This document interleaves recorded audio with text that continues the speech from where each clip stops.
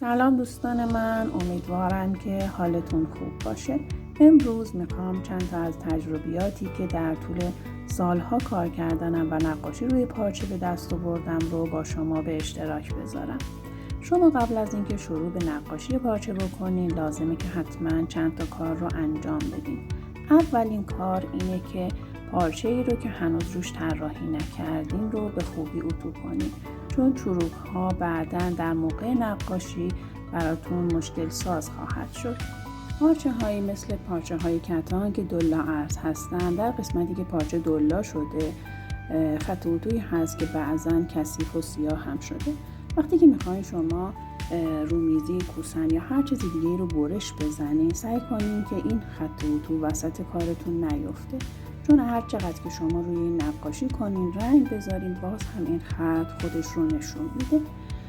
بهتره که اگر که مجبور شدین این کار رو انجام بدین، حتما قبلش پارچه رو بشورین، خوب اتو بکنین، بعد طرحتون رو بکشین. پارچه هایی که درصد نخ زیادی دارن مثل متقال یا لینن رو حتما قبل از اینکه طرح رو بکشین آب بندازین که اون آب رفتش انجام بشه و بعد طرح رو بکشید رو نقاشی کنین. مشکلی که این پارچه ها دارن اینه که بعد از اینکه اونها رو آب میندازین بسیار چروک میشن و اتو کردن اونها یه مقدار مشکل، حتی بعضی وقتا چروک هاشون با اتوی بخار هم رفع نمیشه.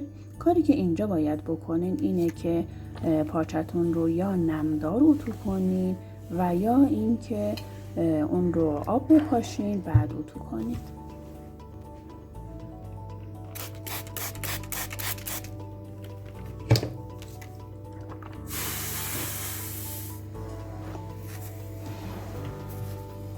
میبینین که بعد از آب پاشی و اتو کردن اون کاملا مثل یک کاغذ صاف و بدون چروک میشه.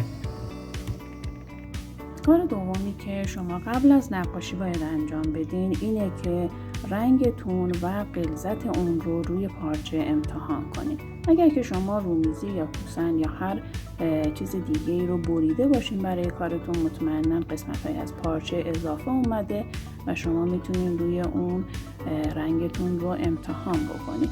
حتی اگر که لباسی رو میخواین روش نقاشی بکنین، بهتره که از خیاطتون یک تیکه از اون پارچه اضافی رو بگیرید، چون برای امتحان رنگ ها حتما به کارتون میاد. بعضی وقتها بعضی از رنگ های پارچه ها روی رنگ شما تاثیر میذارن، یعنی وقتی که شما رنگ رو روی اون پارچه میذارین، اون رنگ زیری تاثیر میذاره روی رنگتون و رنگتون رو ممکنه کدر بکنه و اینجا شما متوجه میشین که پارچه‌تون نیاز به زیرسازی داره. و مسئله دیگه‌ای که ممکنه پیش بیاد، خصوصا اگر که شما یه تازه کار باشین، اینه که غلظت رنگی که درست میکنین رو حتما باید مناسب با پارچه بردارین.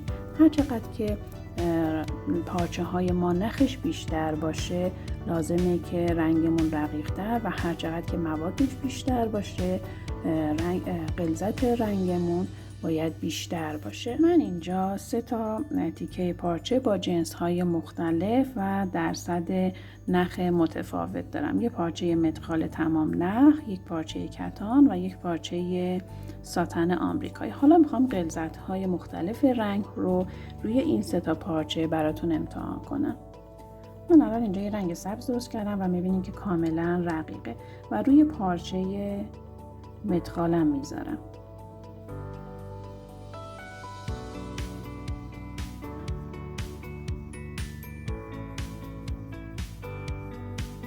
میبینیم که کاملا پارچه متقال آب رو به خودش میگیره و اصلا رنگمون پخش نمیشه و حتی اگر که بیام روی اون یک سایه هم بزنم، باز هم میبینیم که رنگ رو به خودش میگیره و یه حالت آبرنگی پیدا میکنه، ولی از خطمون بیرون نمیزنه و آب رنگ رو کاملا به خودش میگیره. اینه که ما میتونیم روی پارچه های که درصد نخ زیادی دارن به راحتی نقاشی آبرنگی هم انجام بدیم.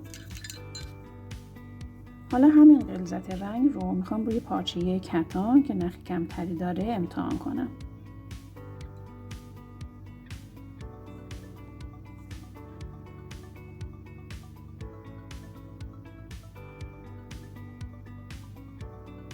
پارچه کتان هم آب رو به خودش میگیره، ولی باز یکم میبینین که از کنارها بیرون میزنه و رنگ پخش میشه. خصوصا اگر که من بیام توی این سایه بزنم، میبینین که طاقتش رو نداره و رنگ از دور طرحمون بیرون میزنه. پس من نیازه که برای این پارچم رنگ رو غلیظ‌تر بردارم. حالا من رنگم رو غلیظ‌تر کردم.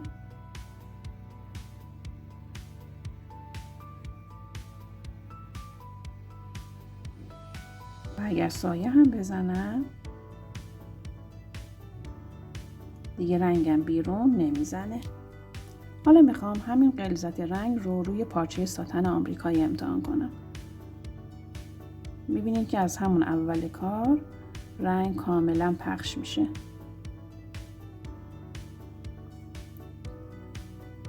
پارچه ساتن یه پارچه تمام مواده و نخ نداره و آب رو اصلا به خودش نمیگیره. نیازه که شما کاملا یه رنگ غلیظ داشته باشید. حالا چه غلظت رنگی برای هر پارچه مناسبه؟ غلظتی که اول از همه پخش نشه و اینکه راحت روی پارچه روون حرکت کنه. البته این مسئله در مورد ساتن آمریکایی یا پارچه هایی که تمام مواد هستن یه خورده فرق میکنه، چون یه کمی روی اونها رنگ چون غلیظ هست به سختی کش میاد و به اندازه پارچه های کتان و پارچه هایی که نخ هستن روون نیست.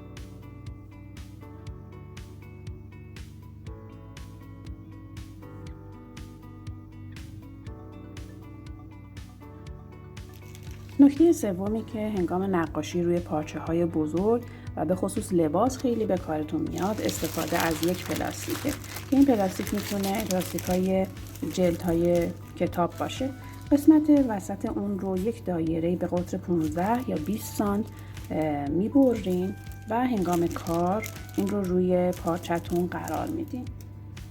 به این شکل میتونید راحت پالتتون رو کنار دستتون قرار بدین بدون اینکه نگران باشین روی پارچه لکی بیفته یا رنگ بپاشه و یه زمانی قلم رنگی از دستتون بیفته. حالا اگر که دستتون رو روی پلاستیک میذارین خوب حرکت نمیکنه و یا دستتون عرق میکنه، میتونید یه تیکه پارچه و یا یه تیکه کاغذ زیر دستتون قرار بدین که به راحتی بتونین نقاشی کنید. عزیزان این نکاتی بود که من لازم دونستم برای دوستانی که تازه شروع به نقاشی میکنن توضیح بدم. امیدوارم که براتون آموزنده باشه. خوشحالم که با شما بودم. خداحافظ.